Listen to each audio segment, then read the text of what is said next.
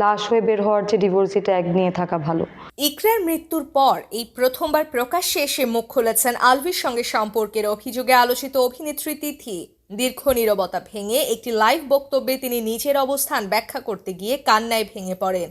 তার কণ্ঠে ছিল ভয়, হতাশার অসহায়ত্ব। তিথির দাবি, ইকরার মৃত্যুর জন্য তাকে যেভাবে দায়ী করা হচ্ছে তা তিনি কোনোভাবেই মেনে নিতে পারছেন না।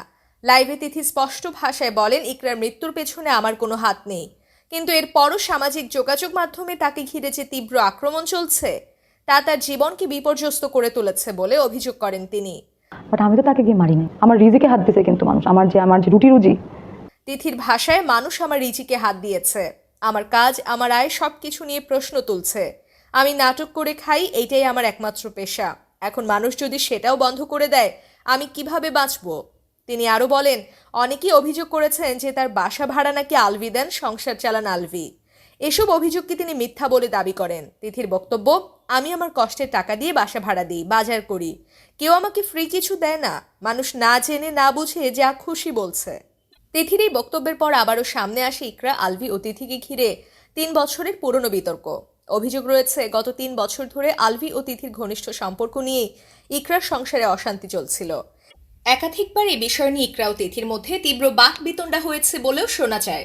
সেটে ও সেটের বাইরে আলভি ও তিথির সম্পর্ক স্বামী স্ত্রীর মতো ছিল বলে সহকর্মীদের অনেকে দাবি করেছেন।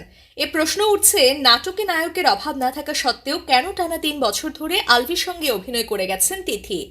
ইকরাকে হয়তো কেউ ভুল বুঝিয়েছে, তবে তার এই বক্তব্যের বিপরীতে বিভিন্ন সময়ে পাওয়া কথোপকথন, কল লিস্ট এবং সেটে নানা ঘটনার বর্ণনা নতুন করে প্রশ্ন তুলছে। অভিযোগ রয়েছে, তিথি নিয়মিত আলভিকে ফোন করে শুটিংয়ের অজুহাতে বাইরে নিয়ে যেতেন, এমনকি দুজন একসঙ্গে 2-3 দিন গায়েব থাকতেন বলেও দাবি উঠেছে। এই প্রেক্ষাপটে সবচেয়ে আবেগঘন মুহূর্ত আসে যখন লাইভে তিথি বলেন, সব দোষ আমার ঘাড়ে চাপানো হচ্ছে, আমি কি মানুষ না, আমার কি কষ্ট লাগে না? কথা বলতে বলতে এক পর্যায়ে তিনি কান্নায় ভেঙে পড়েন। তার চোখের জল দেখে অনেকেই সহানুভূতিশীল হলেও সমালোচনার সুরও থামেনি। এদিকে ইকরার মৃত্যুর আগে দেওয়া কিছু বক্তব্য নতুন করে আলোচনা এসেছে।